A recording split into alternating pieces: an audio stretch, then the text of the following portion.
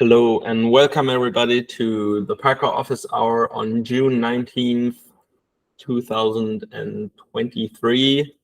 If you don't know what year it is, now you know. And today we have a bunch of new things that were happening in Parca Agent and also a new Parca release to talk about. And then Yomi has some nice and exciting future endeavors to talk about for Parca. First of all, yeah, we can talk about the Parca Agent, and then we'll dive into Parca release and the things that you wants to talk about. And for the agent, Frederick wants to tell us about what the team has been up to in the past couple of weeks. So the team has been working on or towards a next release for quite some time now. So there were a couple of things that we kind of set out to do. One was we wanted to support short-lived processes better. So these are processes that essentially appear and disappear within the profiling duration. So for those who may not know, the profiling duration in the agent is essentially every 10 seconds, we profile the entire host. And we kind of initialize all the data structures at the beginning. You can think of it as that. We then let all the data get filled up. And then at the end of those 10 seconds, we kind of read all of this data, kind of how often have we seen each stack trace, basically. And then we send that off to the Parca server.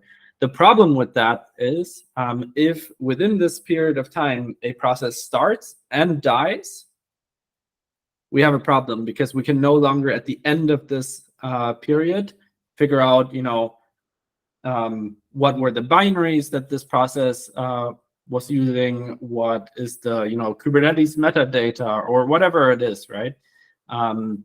We can no longer kind of make sense of what this process actually did.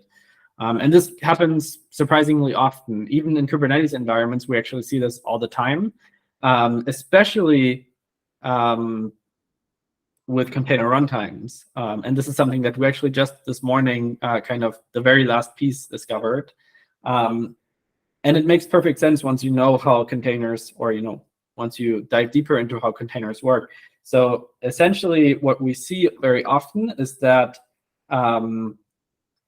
we first see a process starting with the runC binary, which, if you know, is essentially the thing that pivots into what we formally understand as Linux containers.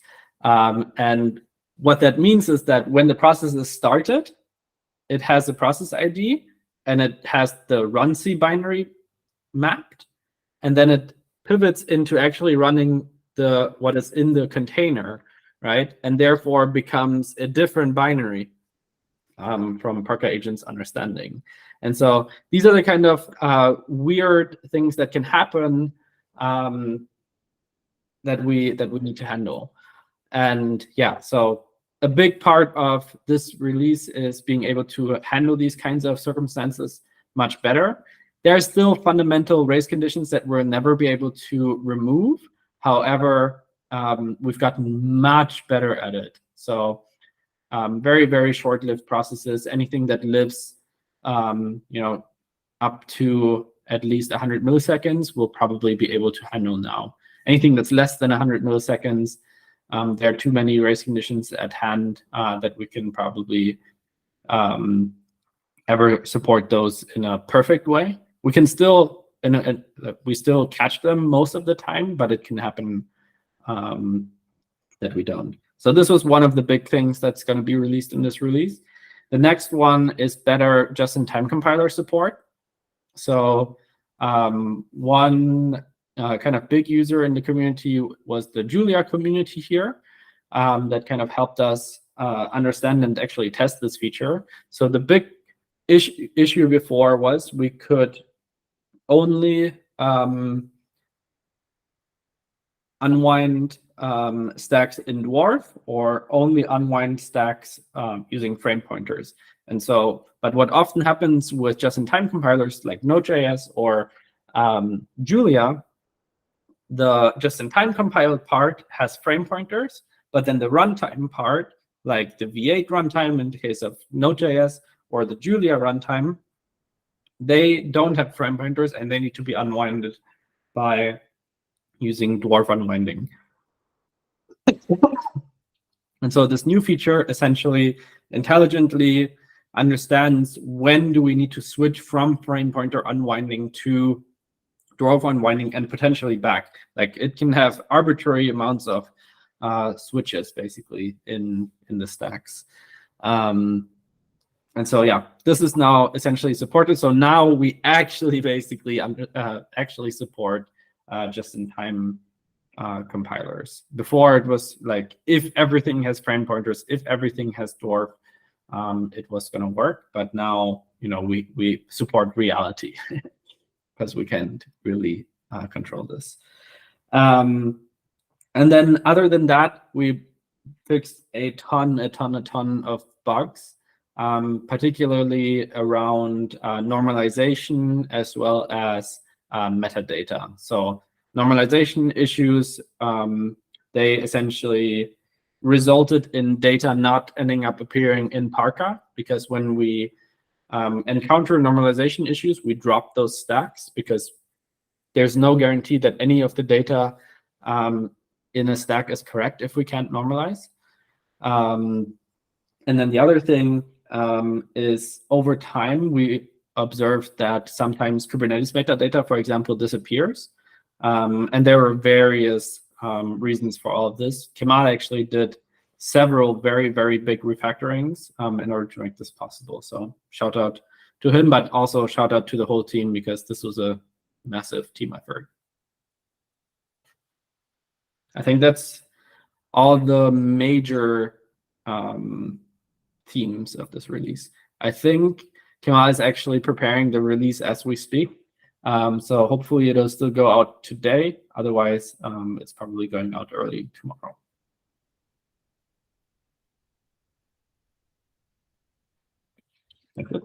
Any questions?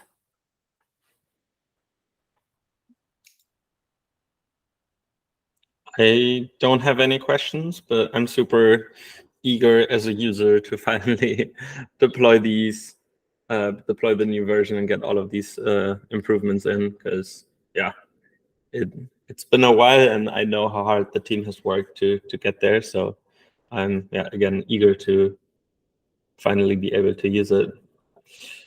Cool. No, yeah, sounds great. So that will be Parca version 0.20 that you want to look out for in the next hours or days, or hopefully hours. Fingers crossed.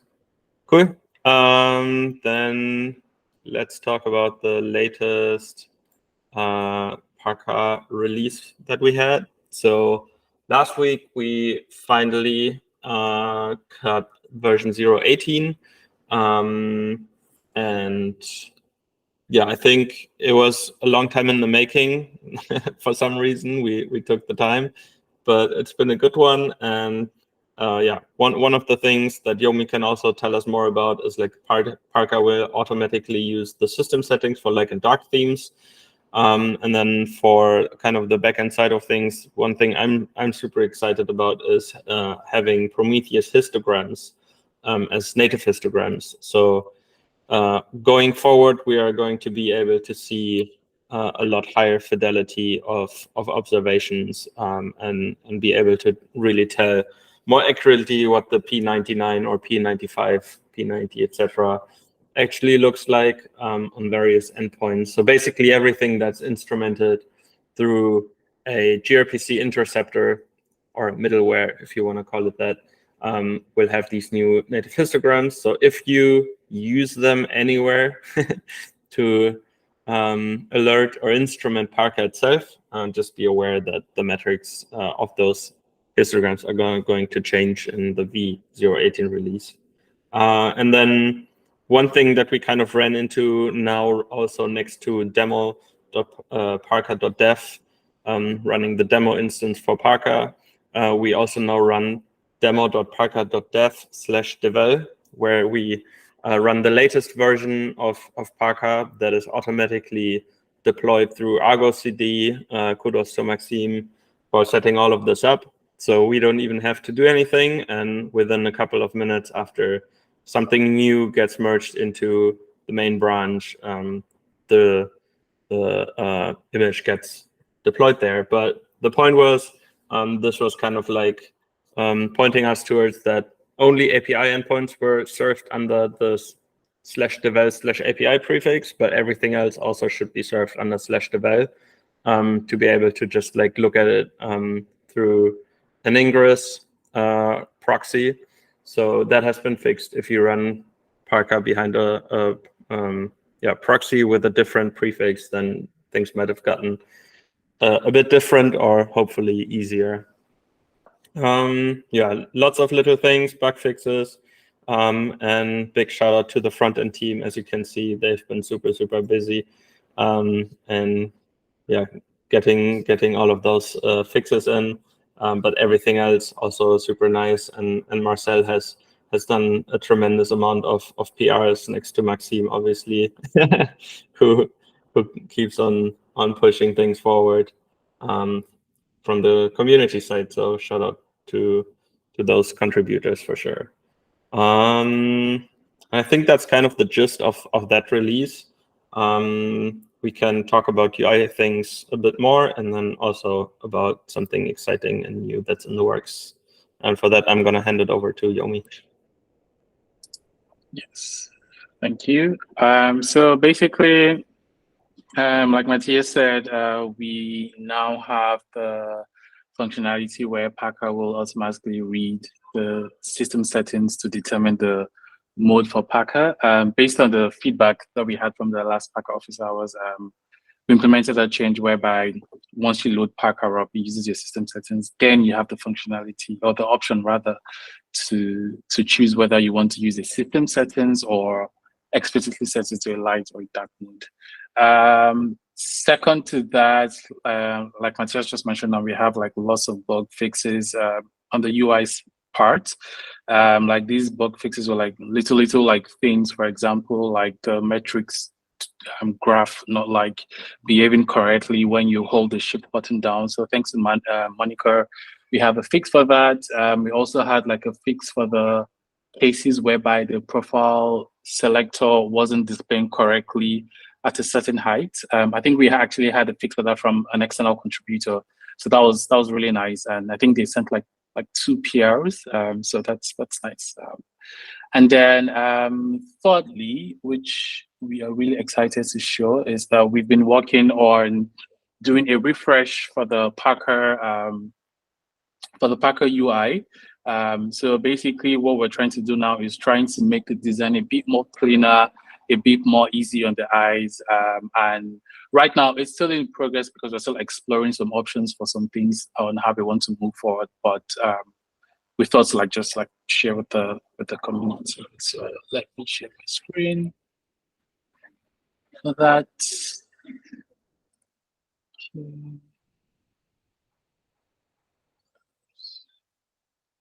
Figma, yes.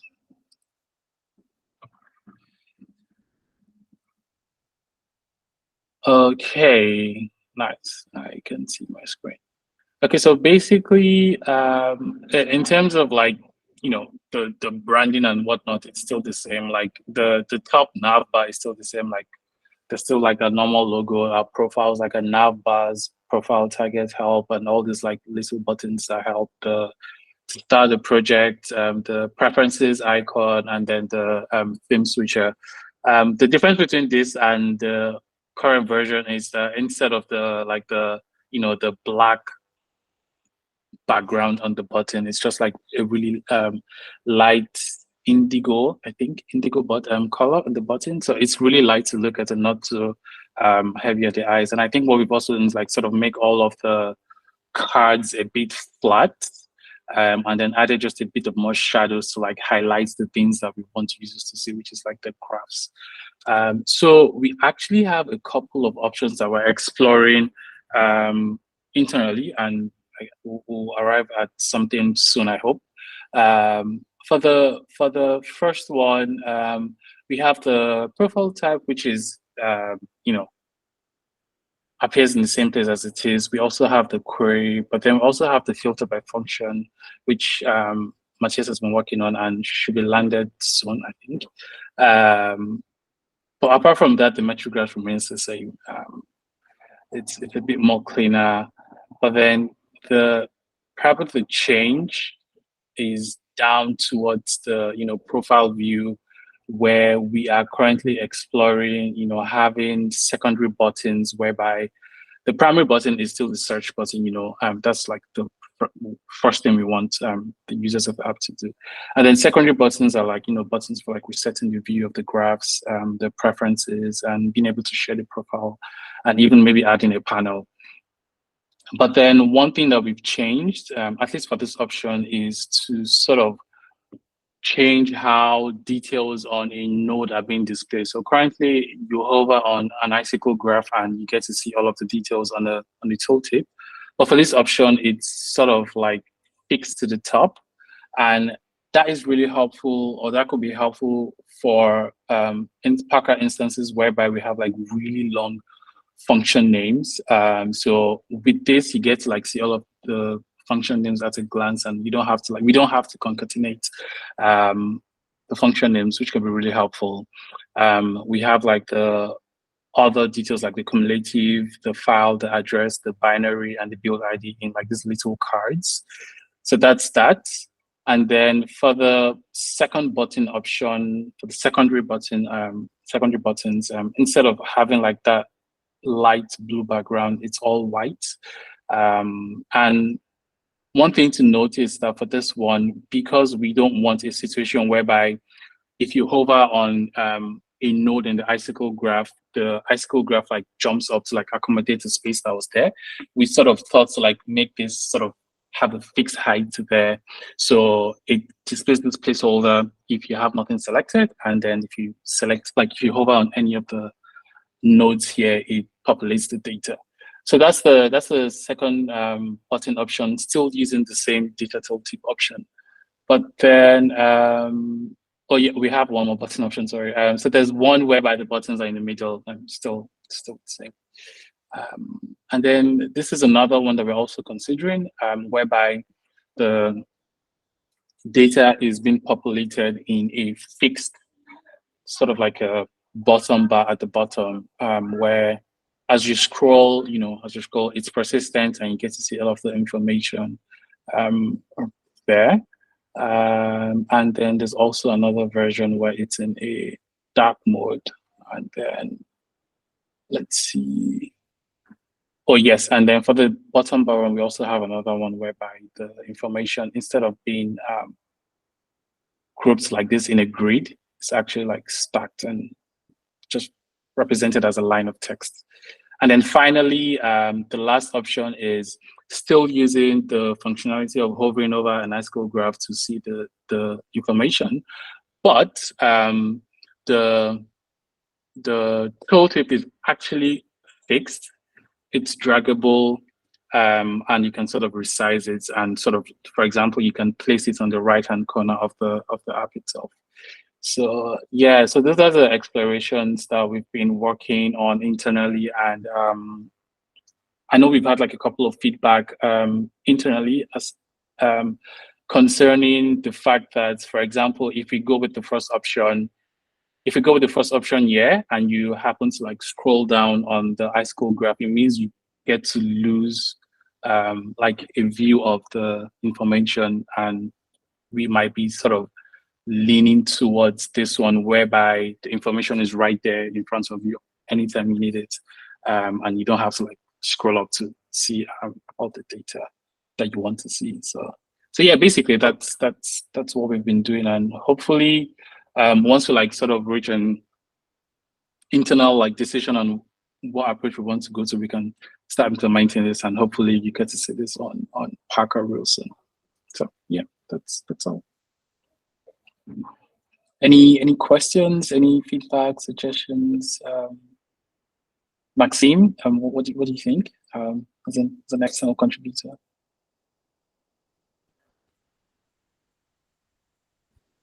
I apologize. I was not super looking. I don't have the focus on the Yeah, sorry about that. It's okay. It's okay. It's okay. Yeah. It's okay.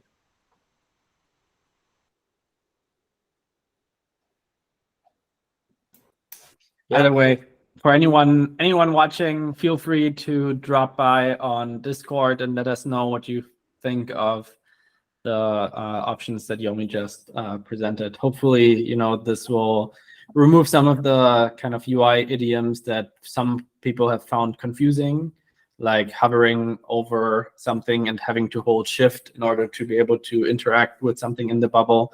We've had it several times with Polar Signals customers that they just didn't know that this was possible because it wasn't like a UI idiom that they weren't used to. And so hopefully by clicking on something in the UI and that locking it somewhere on the screen, hopefully that will be a more natural experience for people. Yep, totally agree with that. It's a shame that I didn't invent a new UI idiom with the hold shift to do something.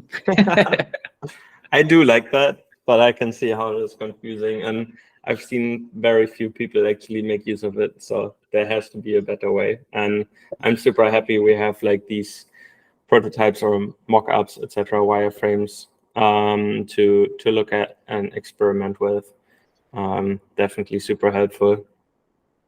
For me, I want to see a version of one of them where for the super white screen, it uses the white space. But that's just a personal preference, I guess. Just throwing it out there. Where would the white space be?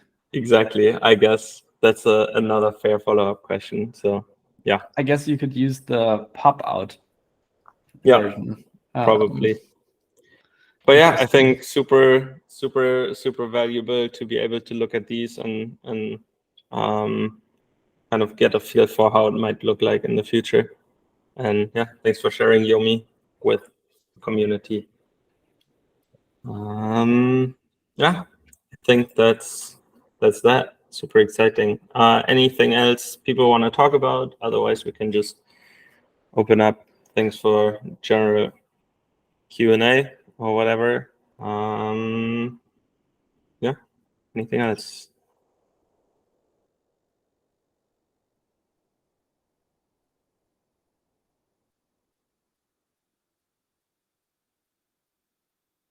I guess not.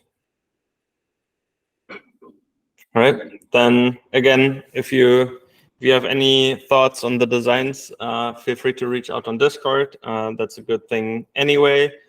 Go on the Discord if you want to talk, or let us know on Twitter or Mastodon, anywhere. Be on the lookout for the Parca Agent v0.20 release that's going to drop soon. And then we will see each other again in 2 weeks for the 9 a.m. UTC version of this call, more for APAC and EMEA, whereas this one is EMEA and Northern and Southern America. So a different time zone, but still we'll meet in 2 weeks. And until then, again, be on the lookout and feel free to get in touch on Discord, Twitter, GitHub, etc. You know the places. All right. Well, then have a great day and see you soon. Take care, everybody. Bye-bye. Thanks, everyone. See ya.